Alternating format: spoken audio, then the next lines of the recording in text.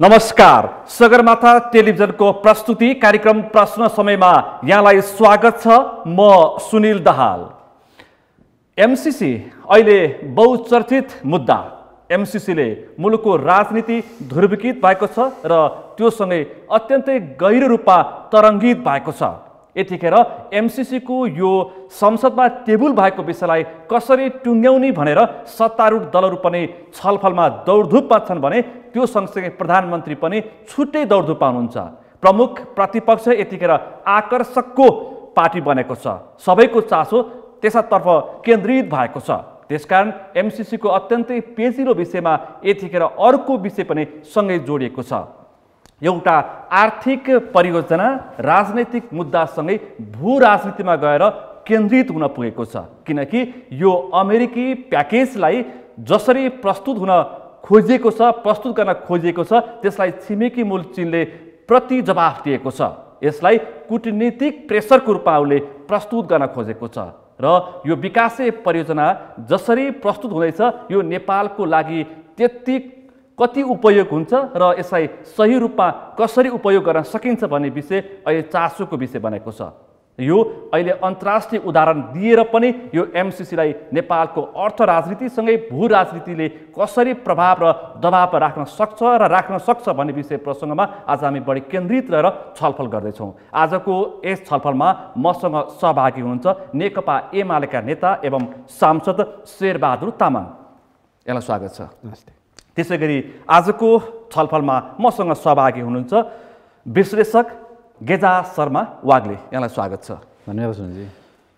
म तामाङज्यूबाट कार्यक्रम प्रारम्भ गर्छु। अत्यन्तै पेचिलो हामीले यो विषयवस्तुलाई फरक फरक कोणबाट छलफल गरेका छौँ किनकि 9वटा विषय उठेको छ। 9वटा विषय यो विकासे परियोजना राजनीतिक मुद्दा र एजेन्डा पछि अब भू राजनीतिक एजेन्डामा गएर केन्द्रित हुन पुगेको छ। किनकि अमेरिकी प्याकेज आउँदाखेरि सँगसँगै सेना आउँछ र सेनाले यहाँ नेपालमा त्यो किसिमको प्रभाव र दबाव बनाउँछ र अमेरिकन सेना अन्य देशमा जस्तै यसरी नै बस्न सक्छ, त्यसरी नै बस्न सक्छ भनेर त्यसरी अत्यन्तै ग्राउन्ड लेभलमा गएर छलफल भइरहेछ। तामाङज्यू सुरु गरौँ। यो अबको अवस्था कस्तो रहन्छ? धन्यवाद छ। खास गरी अब यो परियोजनासँग जोडिएर सेनाको जुन प्रसङ्ग आयो यो चाहिँ गलत प्रचार हो। गलत प्रचार हो र कुनै पनि देशलाई शक्ति राष्ट्रहरूले उसलाई चाहँदाखेरि चाहिँ है उसलाई चाहँदाखेरि त कसको अनुमति ल्याएको छ र? एमसीसीको सहारा लिनुपर्छ होला र अमेरिकाले? अमेरिकाले चाहे भने एमसीसीको रुसलाई युक्रेनमा पस्नलाई कसको सहायता लियो र? युक्रेनसँग केही सम्झौता गरेको थियो र हिजो सेना लाने सम्झौता गरेको थियो र? ठोक्दो रहेछ त रुसले ठोकिरहेछ होइन? अमेरिकाले इराकमा ठोक्ने बेलामा कसको सहमति ल्याएको थियो र? इराकसँग कुनै सेना लाने सहमति गरेको थियो र कुनै बेला? थिएन। त्यसो भएको कारणले शक्ति सम्पन्न राष्ट्रहरू एउटा सैनिक आफ्नो चाहिँ क्यापेसिटीको आधारमा विश्वलाई कब्जामा राख्न खोज्छन्। तर एउटा प्रति प्रश्न मैले नेपालसँग रुस र तपाईँले अत्यन्तै सान्दर्भिक प्रश्न उठाउनु भयो। रुस र युक्रेनको जुन विषय उठ्यो नेटो सदस्य र रसा पुटिनले के भनेका छन् र भन्दै आएका छन् भने मेरो छेउमा आएर नेटोको नाममा तिमीहरूले कूटनीतिक राजनीति गर्न खोज्दैछौ, त्यो मलाई चित्तबुद्ध छैन। त्यसको प्रतिजवाफ उनले हतियारबाट दिइरहेछन्। त्यसैले मैले के भन्न खोजेँ भने शक्ति राष्ट्रहरूले आफूलाई शक्तिशाली देखाउनको लागि हिजो प्रथम विश्वयुद्ध दोस्रो विश्वयुद्धमा शक्तिशाली देखाउनै बम हाने हो नि त। शक्तिशाली देखाउनै तपाईँको चाहिँ अमेरिकाले हिरोसिमा र नागासाकीमा बम ठोक्दियो हो नि त होइन? त्यसैबाट त शक्ति आर्जन गरे हो। ऊ अझ शक्ति सम्पन्न राष्ट्र भनेर भनेको छ, विश्वलाई थर्काउँछ। त्यसैले नेपाल जस्तो देशलाई अब हामी त्यसो भए हाम्रो राष्ट्रियता जोगिँदैन त अथवा हाम्रो राष्ट्रियता छैन भन्ने कुरा होइन। हामी स्वतन्त्र राष्ट्र हौँ, हाम्रो सार्वभौम सत्ता छ। त्यसैले त अब एमालेको अध्यक्षले मुलुक सानो ठुलो हुँदैमा सार्वभौम सत्ता सानो ठुलो हुँदैन भनेर च्यालेन्ज गरे हो नि, आँट गरे हो नि त्यति बोल्ने होइन? तर तपाईँको चाहिँ आज एमसीसीको सहारा लिएर अमेरिकाको सेना चाहिँ नेपालमा आएर बस्छ भन्ने कुरा चाहिँ गलत प्रचार हो। तर भूराजनीतिक हिसाबले चाहिँ नेपालमा यो जुन विकास परियोजनासँग जोडेर केही मित्र राष्ट्रहरूको बिचमा चाहिँ बोलीको छेप्यास र हानाहान जुन चल्यो यो चाहिँ गलत भयो। यो चाहिँ गलत भयो र हामीले पनि त्यो कुरा निम्त्यायौँ। विभिन्न राष्ट्रहरूलाई सायद गुहार्यौँ होला, कोही कसैको एजेन्ट भएर साखुल्य पल्टिन थाल्यौँ होला, कोही नेता कोही मुलुकसँग गएर चाहिँ यसो यसमा भनिदिनु पर्यो भने होला, अर्कोले तिम्रो लागि म लडिदिन्छु नि भने पनि होलान्। अब त्यो कारणले गर्दाखेरि अन्तर्राष्ट्रिय मुलुकहरू चाहिँ नेपाल जतिको शान्तिप्रिय देश र यसमा स्ट्रेटेजिक हिसाबले अन्य मुलुकहरूले हेर्नु हुँदैन भन्ने मेरो चाहिँ कुरा हो। र जुन ढङ्गले उहाँले हेरेर चाहिँ अब के फरक पर्छ त, चीनले पनि सहयोग गर, अमेरिकाले पनि सहयोग गर, भारतले पनि सहयोग गर, नेपाल राष्ट्रको ठिक छ त अहिले हाम्रो आन्तरिक राष्ट्र उत्पादन राम्रो छैन, जसको कारणले गर्दा हाम्रो विकास निर्माणका गतिविधिहरूमा हामीले एकैचोटि भन्छौँ, कहिलेकाहीँ बानेश्वरतिर नारा लगाएको देख्छौँ हामी, त्यति जाब पैसा त हामी आफै उठाउँथ्यौँ नि, त्यसो भए उठाउन त भने पनि सुनिन्छ, मान्छेहरू बोलिरहेको पनि सुनिन्छ, हामी उठाउँछौँ नि भन्ने पनि सुन्छौँ हामी। अनि कसले उठाउने त, कहाँ छ त, होइन? उठाउने भए उठाउँ, अहिलेदेखि तयारी गरौँ, 70 अरब रुपियाँ जम्मा गरौँ, त्यस पछाडि चाहिँ हाम्रो ट्रान्समिसन लाइन निर्माण गरौँ, होइन? तर त्यही एउटा विकास परियोजना लिएर दलहरूले खास गरी तपाईँको चाहिँ अन्तर्राष्ट्रिय समुदायलाई गुहार्ने अनि त्यसपछि आफ्नो पक्षमा बोल्न लगाउने यो खालको खेल भएको कारणले अहिले तपाईँको चाहिँ एमसिसीलाई एकदमै गिजोलेर एकदमै पेचिलो बनाएर जनता लेभलमा पनि पुगेको छ। पक्कै पनि अहिले मैले केही दृष्टान्त र पृष्ठभूमि पनि तपाईँमा प्रस्तुत गरेँ। विकासे परियोजनाको प्याकेज, एउटा सडक सञ्जाल र एउटा ट्रान्समिसन लाइनको विषय, त्यसपछि कहाँ पुग्यो? राजनीतिक एजेन्डा पुग्यो, त्यसपछि कहाँ पुग्यो? राष्ट्रियताका मुद्दा पुग्यो, त्यसपछि कहाँ पुग्यो? अहिले भू राजनीतिक दुई देश, अब चाइना र अमेरिका बीचको द्वन्द्व नेपाल जस्तो सानो देशमा हुन्छ र अब युक्रेन हुन्छ, इरान हुन्छ, कुनै समयको भियतनाम हुन्छ सम्मको अहिले इक्जाम्पल दिन प्रस्तुत गर्न थालिएको छ। म तपाईँसँग आउँछु। शर्माज्यू, तपाईँले यसलाई यही प्रश्न तपाईँमा आज पनि मैले तेर्साएँ कि साँच्चै अब अमेरिकन सेना आउँछ अनि चिनिया सेना पनि आउँछ, यहाँ लडाइँ हुन्छ, अनि त्यसपछि अफगानिस्तानको, अहिले भियतनामको, त्यसपछि अहिले युक्रेनको जस्तो हालत अब नेपाली जनताले पनि बेहोर्नु पर्ने अवस्थाको सङ्केत हो भन्ने चर्चामा तपाईँ कति विश्वास गर्नुहुन्छ? यो नेपालको राष्ट्रिय प्राथमिकता र आवश्यकताको आधारमा अगाडि बढेको विकास परियोजना राजनीतिक पार्टीहरूको अदूरदर्शिता र दुष्प्रचारको कारणले गर्दा कसरी बदनाम हुन्छ र विवादित हुन्छ भन्ने ज्वलन्त उदाहरण भनेको वास्तवमा एमसिसी परियोजना हो, जसको बारेमा माननीय तामाङजीले डिटेलमा व्याख्या पनि गरिसक्नु भएको छ, होइन?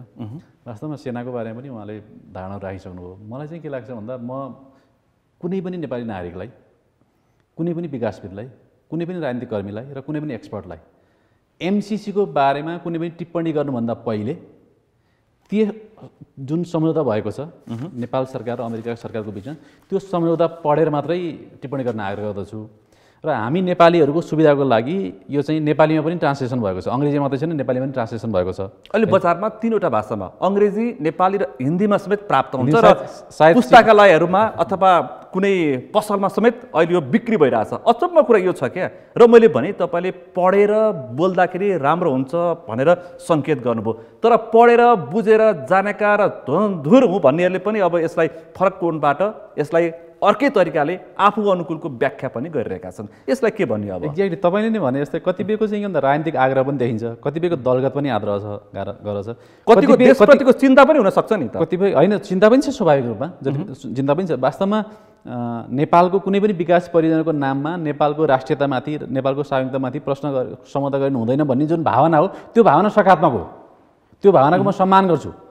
तर के भन्दा जसरी यसलाई चाहिँ दुष्प्रचार गरिएको छ, मिथ्या प्रचार गरिएको छ, त्यसको कारणले त जनतामा भ्रम सिर्जना भएको छ र कतिपय अहिले जस्तै सडकमा आउने नेपाली नागरिकहरूको अथवा कतिपय होइन विगतकर्ताहरूको सुन्दा चाहिँ के सुन्छ, मलाई एमसिसी के हो थाहा छैन, तर यो राष्ट्रघाती सम्झौता भन्ने कुरा सुनिन्छ कि भन्दा एमसिसी के हो भन्ने थाहा नभइकन त राष्ट्रघाती भन्नु भएन नि त। त्यो चाहिँ कतिपय राजनीतिक दलहरूले, कतिपय विद्वान भन्नेहरूले, मान्छेहरूले पनि यसलाई राष्ट्रघाती हो, यो देशद्रोह हुनसक्छ, त्यस्ता एजेन्डा बोकेर केही व्यक्ति कसैको प्रायोजनमा परिचालित भएका छन् सम्मका तर्कहरू र दाबीसहित पेश हुन थालेका छन्। अनि त्यसलाई जनताले पनि भ्रमको रूपमा लिने कि यथार्थको रूपमा लिने, अहिलेको समस्या यहाँनिर छ क्या। भ्रम भनेको अहिलेको यसको बारेमा भएको बहस हो र यथार्थ भनेको सम्झौता हो। त्यस कारणले यदि हामीले सम्झौताको आधारमा बहस गऱ्यौँ भने यसमा बहस हुँदैन, विवाद पनि हुँदैन। तर समस्या के छ भन्दा कतिपय एक्सपर्ट भन्नेहरूसँग पनि, कतिपय विद भन्ने अथवा विशेषज्ञ भन्नेहरूले पनि के भन्दा त्यसको पनि कुनै धारलाई बोकेर अथवा कुनै राजनीतिक प्रभावमा परेर अथवा कतिपयले अमेरिकाका कुराहरू सुनेर, कतिपयले चीनका कुराहरू सुनेर अथवा कतिपयले चाहिँ अरू कुनै तेस्रो देशको टिप्पणीहरू सुनेर पनि त्यसको आधारमा पनि व्याख्या अथवा अपव्याख्या गर्न खोजेको चाहिँ देखिन्छ।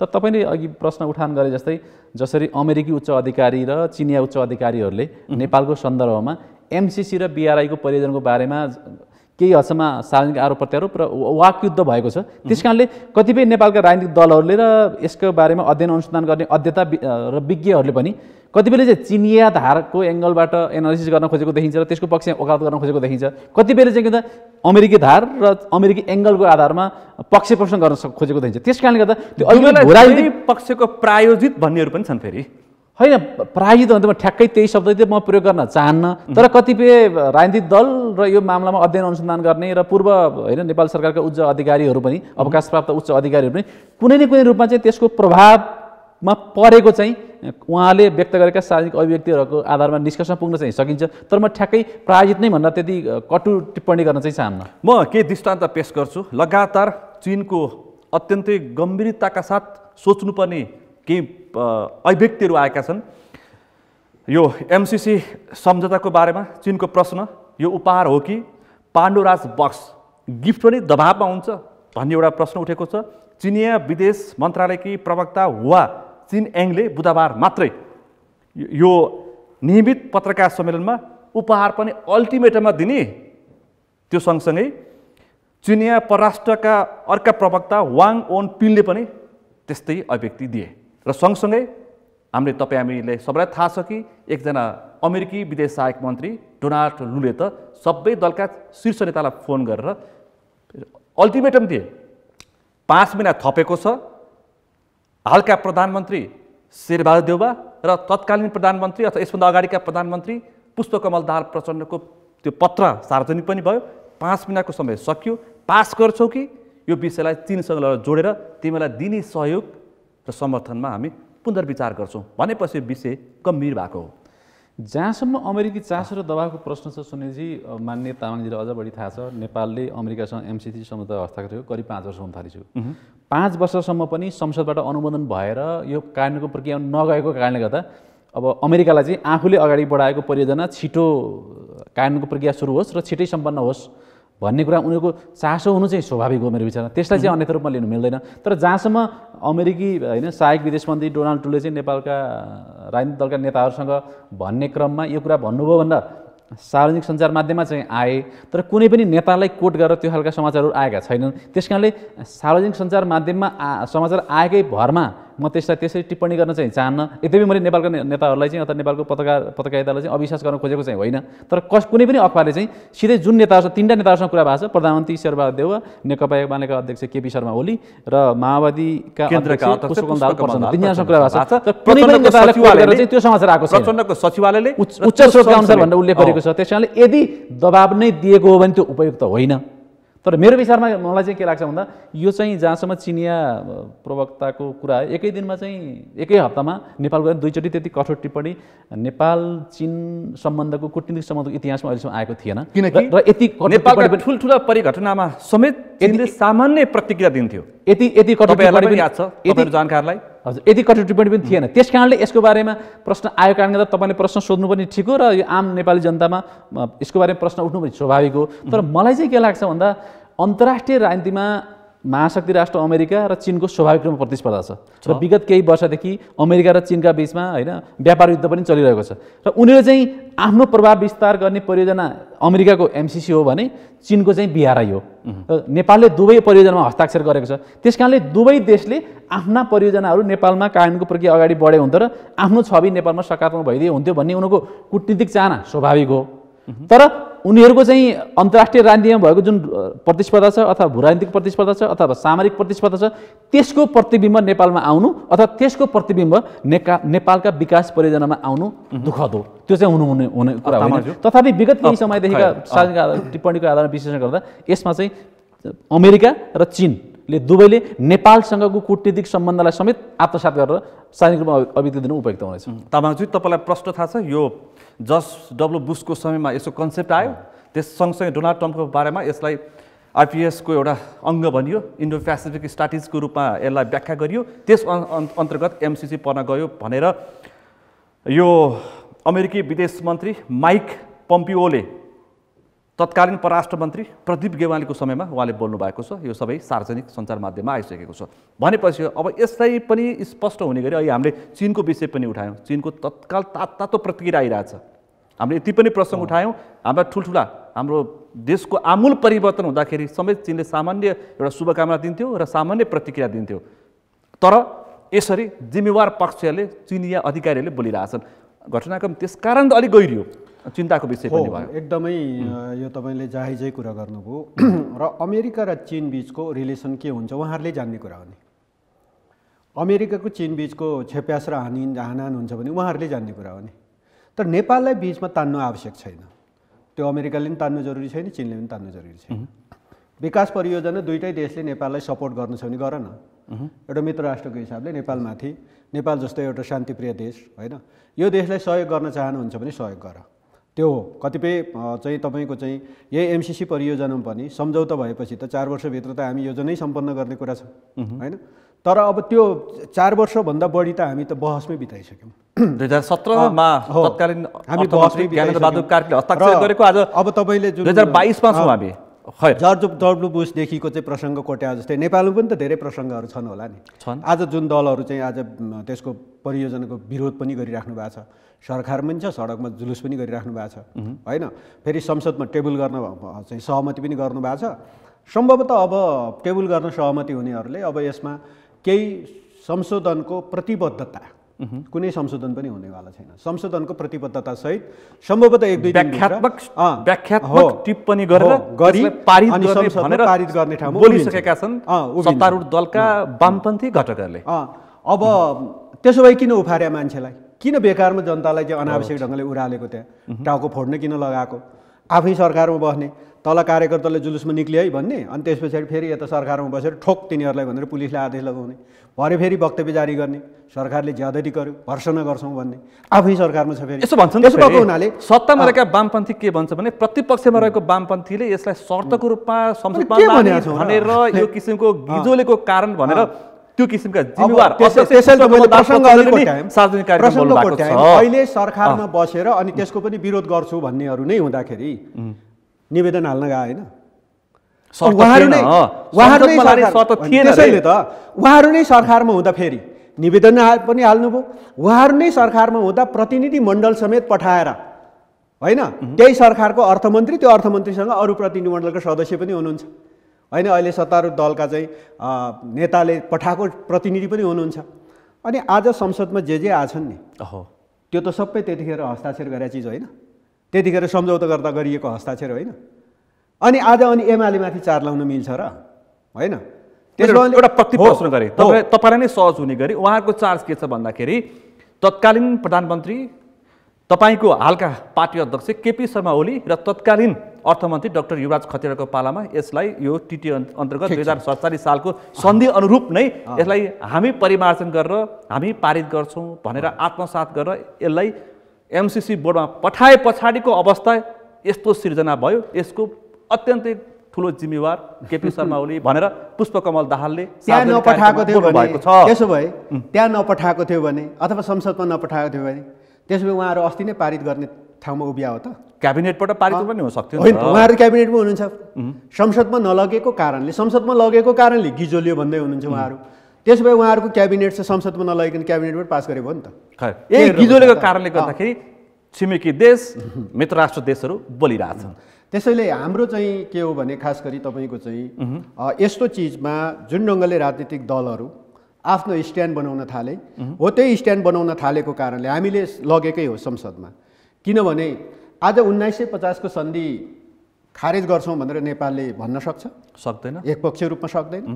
त्यसैले अन्तर्राष्ट्रिय सन्धि सम्झौताहरू के हुन्छन् भने एकचोटि गरे पछाडि त्यो दुवै पक्ष सहमत भएर तपाईको त्यसको चाहिँ परिमार्जन हुन्छ। त्यसो भएको हुनाले एमसिसी सम्बन्धी मतलब परियोजना पनि त्यो परियोजना सम्झौता हो।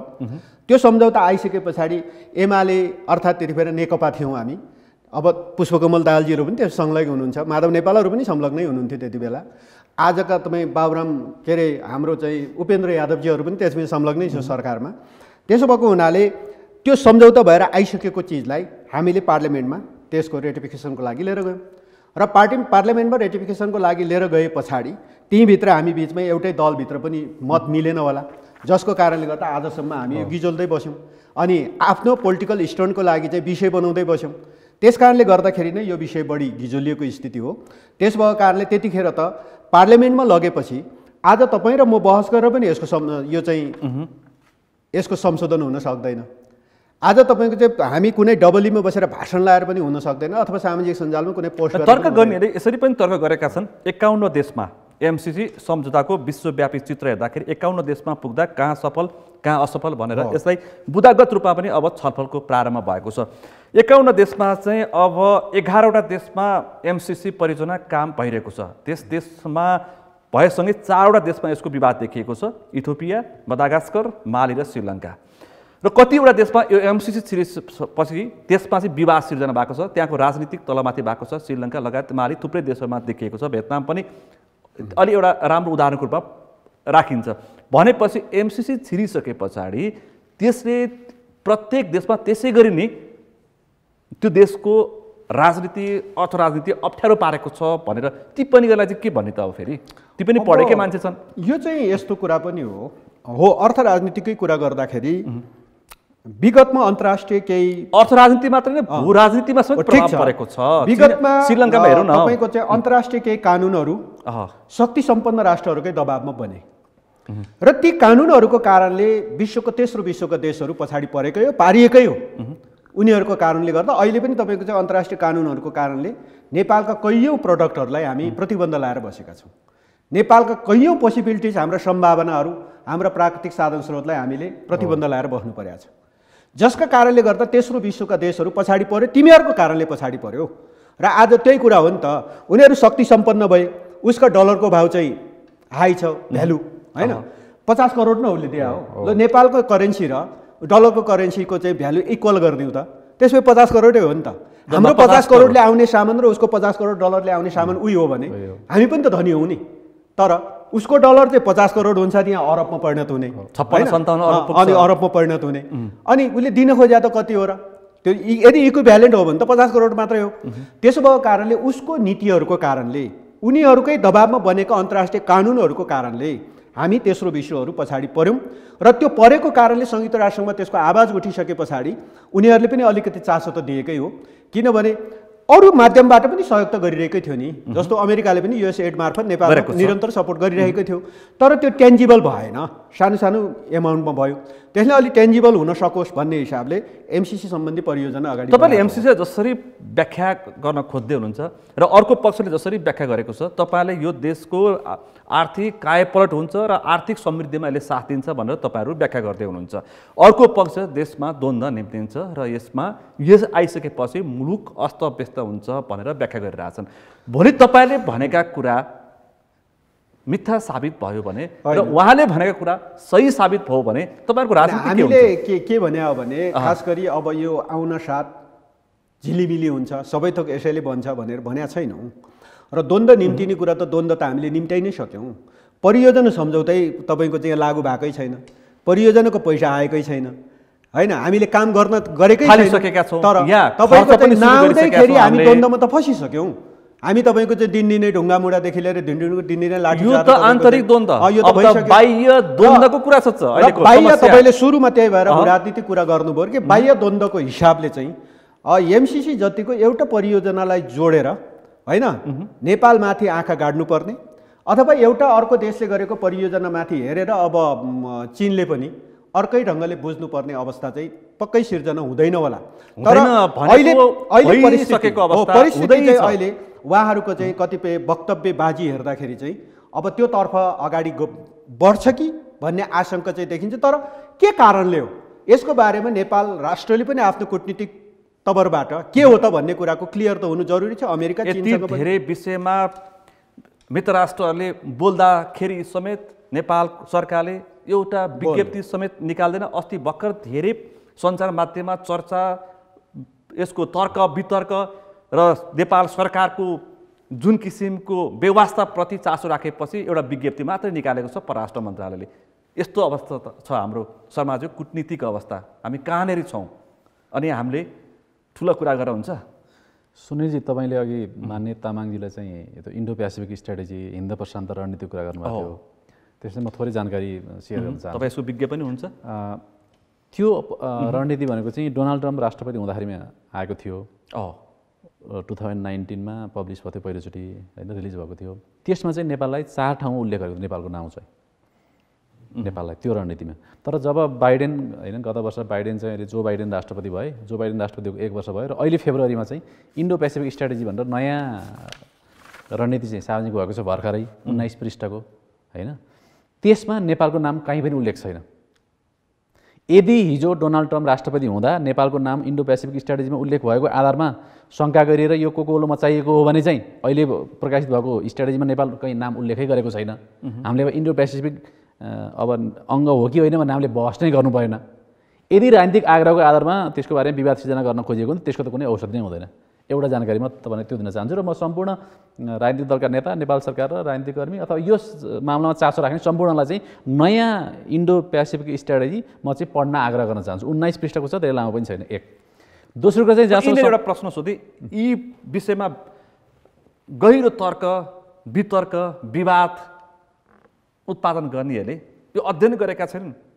धुरन्धर डक्टरहरू छन्, बुझेका मान्छे, विज्ञहरू छन्, विश्लेषक भन्छन्, लेखक भन्छन्, होइन के पढ्नु भएको छ थाहा छैन। तर अहिलेको नयाँ स्ट्राटेजीमा नेपालको नाम उल्लेख छैन। कसले के पढ्यो भन्ने पो कुरा मैले 3 चोटि राम्रोसँग पढाएको छु र अहिलेको नयाँ स्ट्राटेजीमा नेपालको नाम कहीँ पनि उल्लेख गरिएको छैन। मैले खालि जानकारी मात्रै सेयर गरेको। विषय अहिले यही नै महत्त्वपूर्ण छ कि छैन, कहाँ छ भन्ने नै विषय हो। ठिक हो। अर्को चाहिँ त्यो जुन संसदबाट अनुमोदन गर्ने प्रक्रियाको कुरा छ, यसमा चाहिँ मेरो अलिक नयाँ खालको प्रस्ताव छ मेरो चाहिँ। भन्नुहोस् त। नेपालमा के भयो भन्दा अरनिको राजमार्ग निर्माण हुँदादेखि होइन, पूर्व पश्चिम राजमार्ग हुँदै त्यसपछि गएर अरुण तेस्रो हुँदै अहिले बुढी गण्डकी हुँदै एमसिसी हुँदै बिआरआईसम्म नेपालका जति पनि ठुला विकास परियोजनाहरू छन् नि, त्यो विकास परियोजना हुने क्रममा नेपालमा भयङ्कर ठुलो बहस भएको छ, भयङ्कर ठुलो विवाद भएको छ, भयङ्कर ठुलो यसलाई भूराजनीतिकरण गरिएको छ, भयङ्कर ठुलो राष्ट्रघातीकरण गरिएको छ र कहिले चाहिँ के भन्दा राष्ट्रवादीकरण गरिएको छ। हामी नेपालीले गरेका छौँ र त्यस कारणले गर्दा यी विकास परियोजनाहरू अगाडि बढ्न सकेका छैनन् र जुन खालका ठुला विकास परियोजनाहरू अगाडि बढ्न नसकेको कारणले गर्दा हामी आर्थिक दृष्टिकोणले पछाडि परेका छौँ। त्यस कारणले भविष्यमा यो खालको बहस र विवाद सिर्जना नहोस् भन्ने दृष्टिकोणले मेरो चाहिँ प्रस्ताव के छ भन्दा, यद्यपि यो राजनीतिक दलहरूको नेपाल सरकार र सार्वभौम संसदले निर्णय गर्ने कुरा हो, तर मलाई चाहिँ के लाग्छ भन्दा करिब 50 अर्बभन्दा ठुलो धनराशि भएका विकास परियोजनाहरूलाई हामीले संसदबाट अनुमोदन गरौँ। यदि ती विकास परियोजनालाई चाहिँ संसदबाट अनुमोदन गराउने प्रस्ताव गरियो भने यसको 3टा फाइदा हुन्छ प्रत्यक्ष रूपमा। एक चाहिँ जुन विषय पनि उठेको छ, जुन सरकारले सबैभन्दा पहिला त्यो इस्यु मैले उठाएको पहिलो कुरा चाहिँ यो संसदमा जान्छ भनेपछि हाम्रो संसदीय जुन प्रणाली छ, संसदीय लोकतान्त्रिक प्रणाली, त्यो प्रणाली भनेको के भन्दा सरकार संसद मार्फत जनताप्रति उत्तरदायी हुन्छ। त्यसकारणले जुन सरकारले नेगोसिएट गर्छ कुनै पनि विकास परियोजना, त्यो सरकारले अथवा त्यो मन्त्रीले अथवा त्यो प्रधानमन्त्रीले अथवा सचिवले अथवा होइन फरेन एड डिपार्टमेन्टको चिफले अथवा एम्बेसडरले के गर्छ भन्दा यो परियोजना संसदमा जान्छ। त्यस कारणले यो परियोजनालाई चाहिँ मैले नेपालको राष्ट्रहितको आधारमा, नेपालको राष्ट्रिय प्राथमिकताको आधारमा नेगोसिएसन गरेर अगाडि बढाउनु पर्ने हुन्छ भने उसले नेगोसिएसन गर्ने क्रममा सचेत हुन्छ र त्यो सरकार के भन्दा संसदप्रति उत्तरदायी हुन्छ, जनताप्रति उत्तरदायी हुन्छ। एक दोस्रो चाहिँ के छ भन्दा संसदमा त सबै सरकार त एउटा कुनै पार्टीको हुन्छ, यद्यपि अहिले चाहिँ 2-3टा पार्टीहरू हुन्छन् होइन, यो निर्वाचन प्रणाली अन्तर्गत एउटै पार्टीको बहुमत आउने सम्बन्ध कमै हुन्छ। तैपनि होइन संयुक्त सरकार नै भयो भने संसदमा सबै पार्टीहरूको प्रतिनिधित्व हुन्छ राष्ट्रिय इस्युमा होइन। त्यो संसदमा सबै पार्टीको प्रतिनिधित्व हुने भएको हुनाले यदि त्यो कुनै पनि सम्झौता संसदमा गयो भने होइन, पहिलेको त त्यो नेगोसिएसन गर्ने क्रमै संसद र जनताप्रति उत्तरदायी भएर बनेको हुन्छ। दोस्रो, यदि संसदमा गइसकेपछि र संसदमा यदि पास भएपछि सबै पार्टीको के भन्छ त्यसमा साझा के भन्छ ओनरसिप हुने भयो, स्वामित्व हुने भयो। त्यस कारणले यदि त्यही 5 वर्षकै संसदको कार्यकालमा एउटा पार्टीको सरकार ढलेर अर्को नयाँ पार्टीको सरकार गठन भयो भने पनि त्यतिखेर चाहिँ त्यो नयाँ बन्ने पार्टीले चाहिँ होइन यसमा मैले स्वामित्व लिनु, यसमा विवाद छ भन्न पाएन। के भन्दा हिजो नै के भन्दा संसदबाट चाहिँ अनुमोदन भइसकेको थियो। यदि हामीले यो खालको प्रणाली अथवा अभ्यास विकास गर्न सक्यौँ भने यसले चाहिँ नेपालको विकासका लागि पनि सकारात्मक वातावरण सिर्जना गर्छ र राजनीतिक दलहरूको बिचमा यो संवाद गर्ने, सहमति गर्ने र संवादबाट निष्कर्षमा पुग्ने एउटा संवादको अथवा साझा संस्कृतिको पनि विकास हुन्छ। त्यो हुन सक्यो भने कम्ती हामी विकासको नाममा राजनीति गर्दैनौँ कि विकासको नाममा हामी भू राजनीतिकरण गर्दैनौँ र विकासलाई के भन्दा कसैले राष्ट्रवादीकरण र कसैले राष्ट्रघातीकरण गर्दैनौँ। यो चाहिँ नेपालका राजनीतिक दलहरूको अत्यन्तै अनुत्तरदायी र गैर जिम्मेवार प्रवृत्ति हो। त्यस कारणले म चाहिँ अब आजको कार्यक्रममा प्यानलिस्ट चाहिँ माननीय तामाङजी हुनुभएको कारणले उहाँ मार्फत म नेपालका सबै राजनीतिक दलहरूलाई के आग्रह गर्न चाहन्छु भन्दा कम्तीमा विकासको नाममा राजनीतिकरण नगरौँ र विकासका परियोजनाहरूलाई चाहिँ भू राजनीतिकरण नगरौँ। नेपाललाई भू राजनीतिकरण गर्ने इन्ट्रेस्ट इन्डियाको हुनसक्छ, चिनको हुनसक्छ, अमेरिकाको हुनसक्छ, तर त्यो इन्ट्रेस्ट चाहिँ हाम्रो नेपालको होइन। के भन्दा हामीले इन्डियाको विकासबाट पनि, चीनको विकासबाट पनि, अमेरिकाको विकासबाट पनि, बेलायतको विकासबाट पनि, जापानको विकासबाट पनि नेपाल लाभान्वित हुने होइन, नेपालमा आर्थिक सहयोग भित्याउने र त्यसबाट हामी लाभान्वित हुँदा हामीले आर्थिक विकास हुने नीति चाहिँ हामीले अनुसरण गरौँ। त्यो नीति बनाउने कुरा हामी बहस गरौँ, विवाद पनि गरौँ, जति पनि गरौँ। तर नेपाल सरकारका जिम्मेवार अधिकारीहरूले नेगोसिएसन गरेर सबै पार्टीहरू संलग्न भएर जुन विकास परियोजना अगाडि बढेको छ, मेरो विचार के भन्दा हामीले एमसिसीको बारेमा पनि विवाद गर्नु हुँदैन र हामीले बीआरआईको बारेमा पनि विवाद गर्नु हुँदैन। के भन्दा नेपाल सरकारको तर्फबाट हामीले हस्ताक्षर गरिसकेका छौँ। यदि हस्ताक्षर गरेपछि पनि हामीले परियोजना कार्यान्वयन नगर्ने र विवाद सिर्जना गर्ने भयो भने नेपालको कूटनीतिक विश्वसनीयता खस्किन्छ। यदि नेपालमा अमेरिका लगानी गर्न सहयोग गर्न तयार भएन भने, यदि नेपालमा चीन सहयोग गर्न तयार भएन भने, यदि नेपालमा भारत लगानी गर्न तयार भएन भने, यदि नेपालमा जापान लगानी गर्न तयार भएन भने हामी के उत्तर कोरिया हुने, हामी के क्युबा हुने, हामी के भेनेजुएला हुने, उत्तर कोरिया के हामी नेपाललाई के वैदेशिक सहयोग नै चाहिँदैन प्रश्न उठेको छ। त्यही हो नेपालको प्रश्न। हामीले नेपालले खोजेको त्यही हो। विकास समितिको यात्रा त्यही हो। म सम्पूर्ण नेपाली जनता र राजनीतिक दलहरूलाई छातीमा हात राखेर सोचेर त्यसको बारेमा बोल्न उत्तर दिन आग्रह गर्न चाहन्छु। पक्कै पनि। तर अहिले यो विषय फेरि अर्को, यो हामीले जुन आज कूटनीतिक विषयवस्तुमा अझै बढी जोड दिएर छलफल गर्दैछौँ।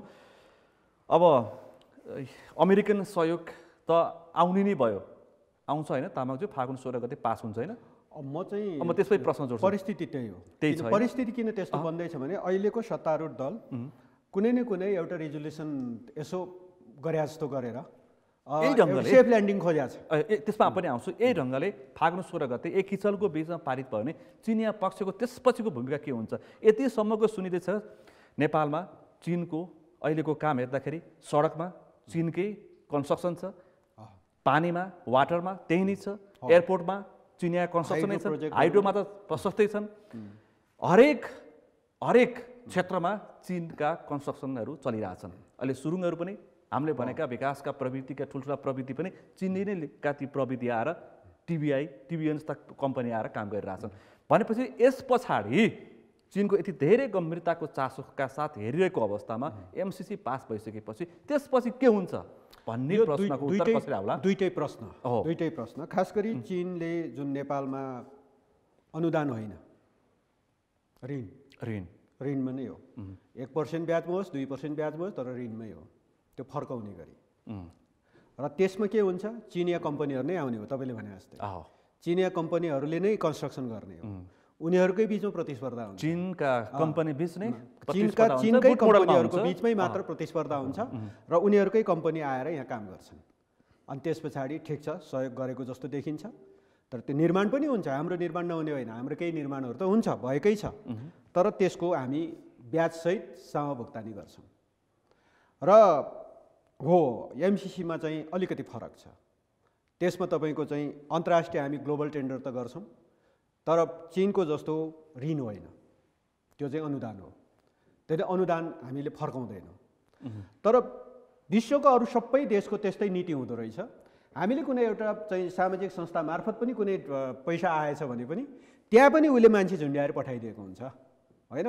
ठुल्ठुलो तलब खाने, ठुल्ठुलो तपाईँको चाहिँ उसको मार्फत तपाईँको चाहिँ त्यहाँनिर परामर्शदाताको नामबाट मान्छे झुन्ड्याएर पठाएकै छ। त्यति मात्रै होइन, भारतको अनुदान आयो भने पनि त्यहाँको एक्जिम ब्याङ्क लगानी आयो भने पनि भारतीय कम्पनी कस्तो सम्भव हो भने हाम्रो छिमेकी राष्ट्र कन्स्ट्रक्सन कम्पनीसँग उसले सहकार्य गर्ने हो। छिमेकी राष्ट्र भारत हो र एक्जिम ब्याङ्क मार्फत नेपालको चाहिँ भूकम्पमा सहयोग गर्ने कुरा आयो र भूकम्पमा सहयोग गर्दाखेरि एक्जिम ब्याङ्कको चाहिँ लगानी स्कुलमा केही स्कुलहरूको छनौट भयो।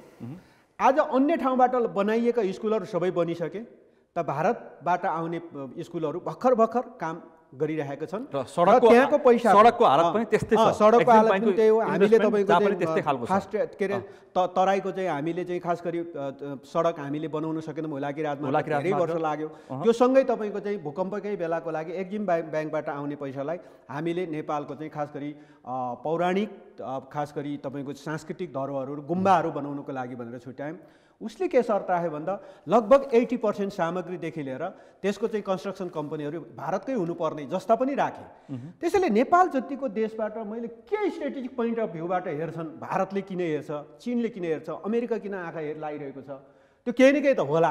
उनीहरूको चाहिँ सम्बन्धको हिसाबले केही न केही यति कुरा के दिने मान्छेले यो कुरामा चाहिँ तपाईले पनि कसैलाई सहयोग गर्नुभयो भने केही आशा हो तपाईकै कार्यकर्तालाई तपाईले केही आर्थिक सहयोग गर्नुभयो भने भोलि चुनावमा यो साथ दिन्छ के भन्ने आशा कुरामा चाहिँ हुन्छ। म क्लियर गर्न चाहन्छु कि नेपालको कूटनीति हामी सफल हुन सकेका छैनौँ। हामीले कमसेकम समकक्षमा बसेर हैन अथवा सम हाइटमा बसेर भारतसँग कुरा गर्दा पनि ल दुई देशबीचको फाइदा यो चिजमा छ, हामी यो चिजमा छलफल गर्छौँ भन्न सक्नु पर्यो। चीनसँग पनि त्यसरी आउन सक्नु पर्यो। जाँदाखेरि थुरथुर कामदै एकदम चाहिँ ढोक्दै गएपछि त अनि सकिगयो नि, उसले त हेपिहाल्छ नि। त्यो त राजनीतिक दलले निम्त्याएको त हो नि। यो त्यही हो हाम्रो कमजोरी रह्यो। कायर यो त्यही भएर जस्तो कूटनीति तपाईले हाम्रो मुलुकका चाहिँ प्रधानमन्त्रीहरू राजनीतिक दलका नेताहरू अब भ्रमणमा जान्छन्। भ्रमणमा जाँदा मैले त्यसो भएर भन्ने गरेको छु, माग्नै परे पछाडि त धोक्रो लिएर माग्न, दुनो लिएर जान्छ क्या, दुनो सानो यत्रो कचौरी सानो दुनो। यतिसम्म कि नेपालको संविधान हामी अनुकूल भएन, समावेशी भएन भनेर लाइन लाएर नेपालका नेताहरू इन्डियाका अथवा भारतका नेताहरूसँगको धोकामा गरेर लाइन लाएर बस्छन्। त्यस्तो अवस्था छ। कूटनीति कस्तो छ त अनि? र नेपालको चाहिँ तपाईँ पनि बारम्बार मन्त्री भइसकेको मान्छे होइन। अन्तर्राष्ट्रिय सम्बन्धको कूटनीतिक दायरा हामीले जुन ढङ्गले व्याख्या गर्नु पर्थ्यो, जुन ढङ्गले हामीले चाहिँ लिड गर्नु पर्थ्यो, त्यो गर्न नसक्नुको कारणले अब एउटाले परियोजना दिन खोज्छ, अर्कोले के हो भनेर प्रश्न गर्छ, अर्कोले दिन खोज्छ, अर्कोले उ गर्छ। चीनको BRI सम्झौता हामीले गर्न खोज्दा हामीले गर्दाखेरि अमेरिकाको प्रश्न उठ्ने, भारतले पनि प्रश्न उठायो, भारतको प्रश्न उठ्ने होइन। MCC को बारेमा उ गर्नु भारतले कुनै ठाउँमा नेपालमा सहयोग गर्न खोज्ने, चीनको प्रश्न उठ्ने, यो खालको परिस्थिति चाहिँ बनिरहेको छ र यसबाट मुक्त हुनु जरुरी छ। र त्यो मुक्त हुनको लागि अब मुक्त हुन मात्र होइन तामाङज्यू, कसरी मुक्त हुने भन्ने पो चिन्ता छ अहिलेतिर। अवस्था त जटिल आएको छ। यत्तिकै तपाईँले भने जस्तो अथवा सामान्य ढङ्गले यो विषय टुङ्गिने अवस्था छैन। प्रत्यक्ष अपरोक्ष रूपमा हाम्रा छिमेकी मुलुक अथवा मित्र राष्ट्रहरू आइसकेका छन्। अब अन्तर्राष्ट्रिय सम्बन्धको हिसाबले अलि राम्रोसँग कूटनीतिक प्रयास गर्दाखेरि म चाहिँ मुक्त हुन्छ जस्तो लाग्छ। कि हामीले आफैले निम्त्यायौँ भने त मुक्त हुँदैन। अब MCC आउनै लाग्यो, लौ न चीन बोल्देऊ न, कोही नेताले भनेको छ, म किन नाम गर्नु होइन। BRI सम्झौता भयो, ल तपाईँहरूको के छ दृष्टिकोण भनिदेऊ भनेर नेपालकै नेताहरूले भनेका छन्।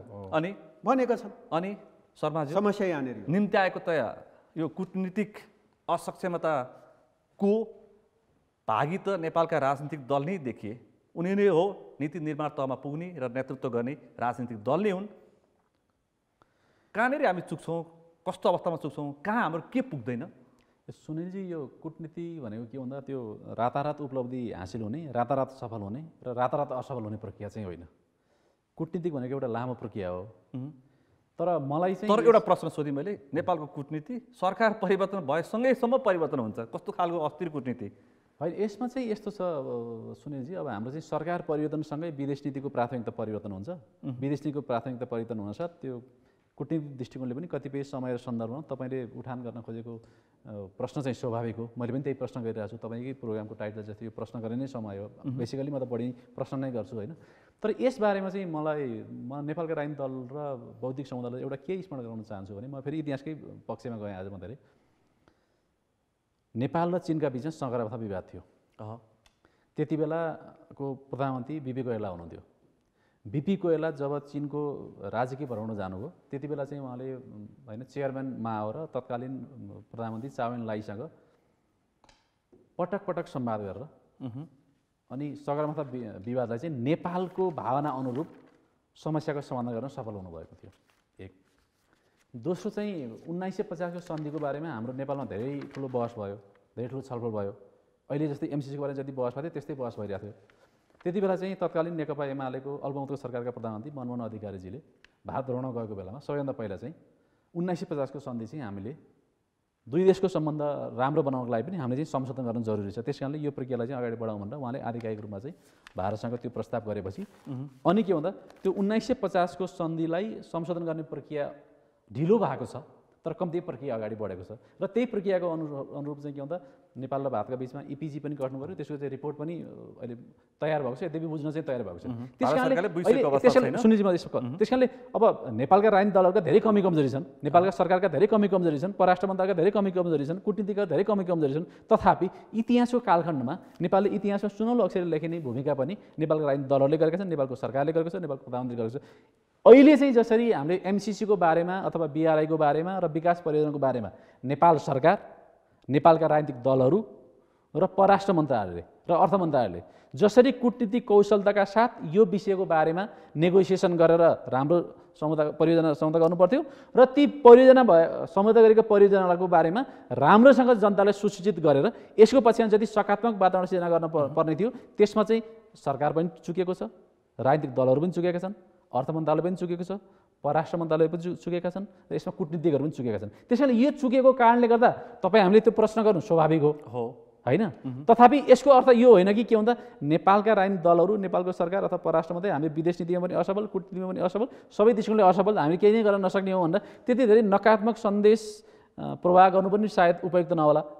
किन भन्दा यो कूटनीति भनेको कस्तो विषय हो भन्दा कुनै पनि परिणामको रातारात सफलता पनि हासिल हुँदैन, रातारात असफलता पनि हासिल हुँदैन। तर हामीले जुन BRI, जुन MCC र BRI को बारेमा नेपालमा जुन अवाञ्छित, अस्वाभाविक र अप्राकृतिक बहस भएको छ, यसमा चाहिँ सरकार र राजनीतिक दलहरूको कमजोरी छँदैछ। यसमा पनि खास गरी वामपन्थी पृष्ठभूमिका राजनीतिक दलहरू, नेकपा एमाले बाहेक, यहाँ माननीय तामाङजी हुनुहुन्छ, वामपन्थी पृष्ठभूमिका पार्टीहरू र वामपन्थी बुद्धिजीवीहरूले जसरी राष्ट्रवाद र राष्ट्रघातको कुरा उचालेर यसलाई चाहिँ अनावश्यक रूपमा राजनीतिकरण र भूराजनीतिकरण गरेर यो परियोजनालाई चाहिँ असफल गर्न लागिरहेको छ। दुई मत छ है, फेरि त्यो चाहिँ यो राष्ट्रघाती नै भन्दै हिँड्नु भएको छ। फेरि त्यो चाहिँ वास्तवमा नेपालका लागि, राजनीतिक दलहरूका लागि के होला नाफा नोक्सान, उहाँले भोटको खेती उहाँले गर्नुहुन्छ, हामी देखेको कुरा बोल्ने हो। तर यो नेपालका लागि दुर्भाग्य हो र यो नेपाली जनताका लागि दुर्भाग्य हो र भावी पुस्ताका लागि पनि दुर्भाग्य हो। यो मैले विषय अर्को उठान गरेँ। अहिले यो पछिल्लो MCCको कारणले गर्दाखेरि दुई ठुला शक्ति राष्ट्र, आर्थिक रूपमा र हतियारको रूपमा समेत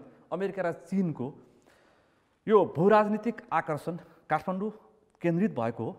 अब यसरी व्याख्या गर्दा हुन्छ? राष्ट्रपति बिल क्लिन्टनको पालाका रक्षा मन्त्री जोसेफ एस नाई भन्ने प्रोफेसर हुनुहुन्छ उहाँ चाहिँ, र उनले चाहिँ के भन्छ, अन्तर्राष्ट्रिय मामला र यो भूराजनीतिको उहाँ राम्रो एक्सपर्ट पनि हो होइन। उहाँले के भन्नुहुन्छ त, अब पावर भनेको पश्चिमबाट पूर्वमा सिफ्ट भयो र आन्ध्र महासागरबाट के भन्दा अब चाहिँ के भन्दा हिन्द महासागर र अनि प्रशान्त महासागरमा सिफ्ट भयो, हामी एसियातर्फ उन्मुख हुँदैछ। यो सेन्चुरी भनेको के भन्दा, यो शताब्दी भनेको के भन्दा यो चाहिँ के भन्दा एसियाली शताब्दी हो। त्यसमा पनि के भन्दा एसियाका दुईवटा राइजिङ पावरहरू, एउटा चीन र अर्को भारत छन् र चीन र भारतको बिचमा नेपाल छ। र जसरी हिन्द महासागरको सामरिक दृष्टिकोणले चाहिँ महत्त्व छ, त्यसरी गर्ने यो सम्पूर्ण हिमालय रेन्ज, यो के भन्दा काराकोरमदेखि लिएर भुटानसम्म जुन यो समग्र हिमालयन रेन्ज छ, त्यसको चाहिँ के भन्दा सामरिक महत्त्व बढेको छ र त्यसको काखमा नेपाल भएको कारणले गर्दा नेपालको भूराजनीतिक महत्त्व पनि बढेको छ। भूराजनीतिक महत्त्व बढ्नु र कूटनीतिक महत्त्व बढ्नु स्वाभाविक हो, नेपालको लागि सुखद पक्ष पनि हो। हामी यदि त्यसबाट हामीले लाभ हासिल गर्न सक्षम भयौँ भने अहिलेकै पाराले त भइँदैन होइन, अहिलेको नीति त भइँदैन, अहिलेको नीति त भइँदैन। तर म यसमा युक्रेनको मैले नेटोको सदस्य बन्ने मामलामा अहिले युक्रेन कहाँ पुगेको छ, त्यो हालत हाम्रो MCCबाट पनि प्रत्युत्पादन हुन्छ कि भन्ने चिन्ताकोलाई पनि जोडेर छलफल गर्न सकिन्छ कि भन्ने मेरो प्रश्न पनि। एउटा विकास परियोजनाको कारणले गर्दा भूराजनीतिक र सामरिक दृष्टिकोण त्यति धेरै संवेदनशील हुनुपर्छ जस्तो मलाई लाग्दैन र जुन आवश्यक पनि छैन। तर मैले के भन्दा नेपालमा MCC लागू भए पनि नभए पनि, नेपालमा BRI लागू भए पनि नभए पनि, नेपालमा भारतका कुनै परियोजना लागू भए पनि नभए पनि नेपालको भूराजनीतिक महत्त्व पनि बढेको छ। भूराजनीतिक महत्त्व मात्रै बढेको छैन कि हाम्रो सामरिक संवेदनशीलता पनि बढेको छ। यदि हामीले भारत, चीन र अमेरिकाका बिचमा कूटनीतिक सन्तुलन कायम गर्न सकेनौँ भने त्यो युक्रेनको भन्दा पनि जोखिम उच्च छ नेपालमा।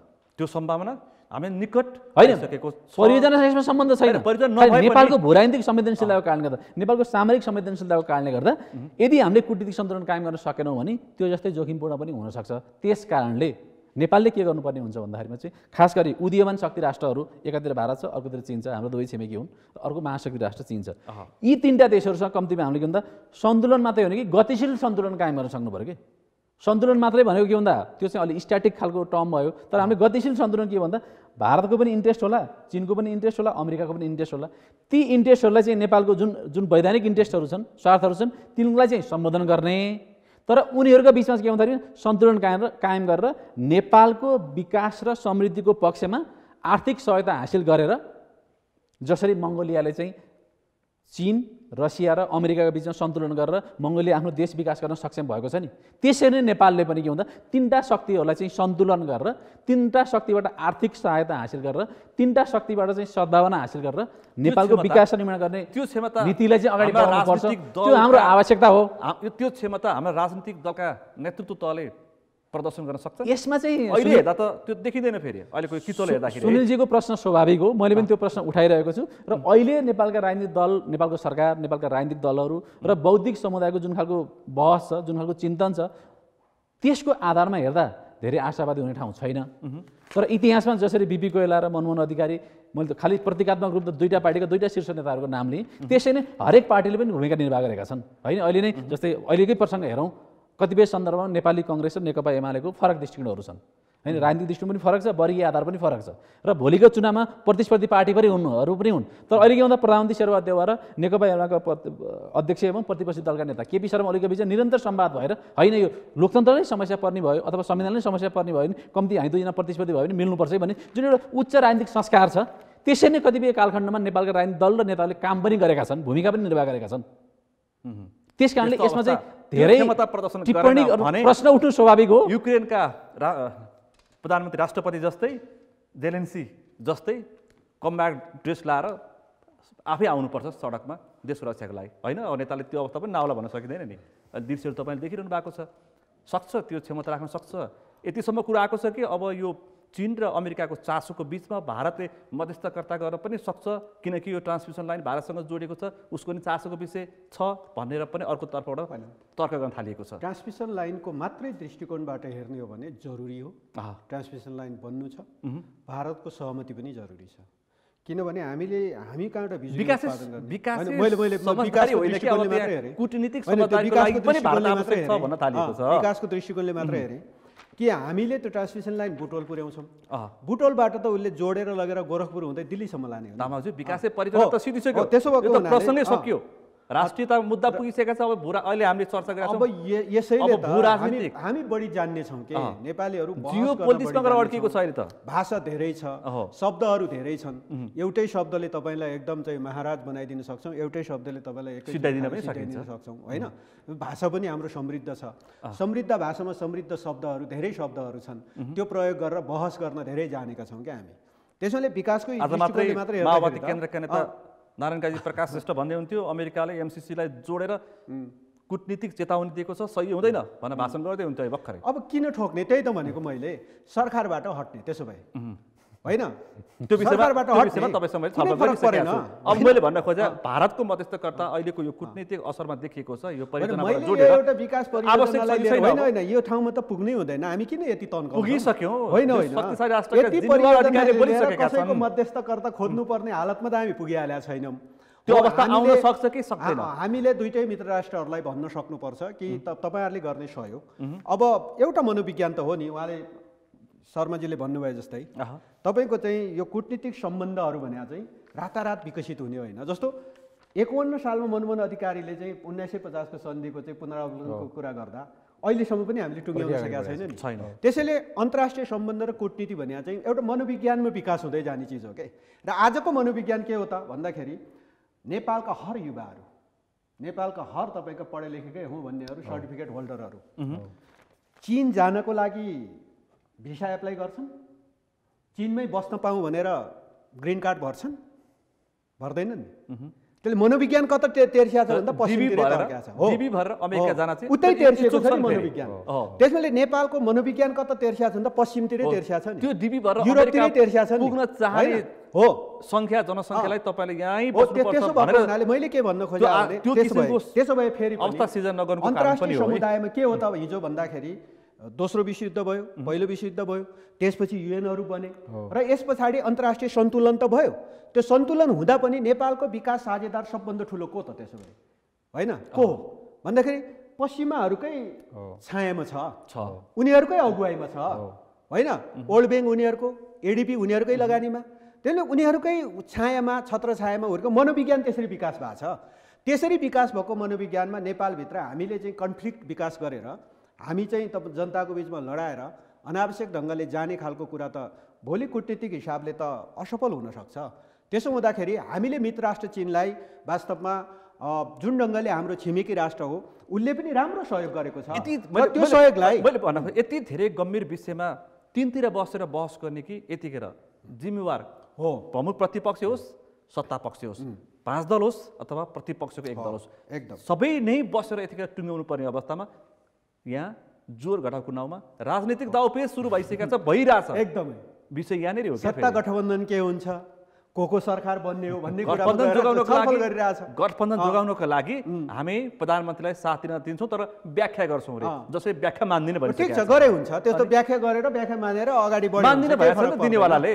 तलमाथि क ख ग केही पनि हुँदैन भनिसकेको छ, प्रश्न बोलेको छ। गठबन्धनको विषय नभएर तपाईँले भन्नुभए जस्तै नेकपा एमाले यसका अध्यक्ष केपी ओलीले चाहिँ त्यो प्रयत्न सुरु गरेका छ कि सबै दलसँग वार्ता गरिराख्नु भएको छ, छलफलमा छ र उहाँहरूलाई अब आफ्नो अनुकूलतामा डाकेर फेरि आफ्नो कार्यकक्षमा डाकेर तपाईँको अध्यक्षको फेरि राजनीतिक स्ट्राटेजी त होइन नि फेरि हो, किनकि माधव कुमार नेपाल देखि नसक्ने, पुष्पकमल दाहाललाई हेरै नसक्ने अवस्था छ। हामीले त भन्यौँ नि त, यदि तपाईँहरू सँगै जानुहुन्छ त गजबको केमिस्ट्री मिलेको 5 दलीय गठबन्धन जानुहोस् न,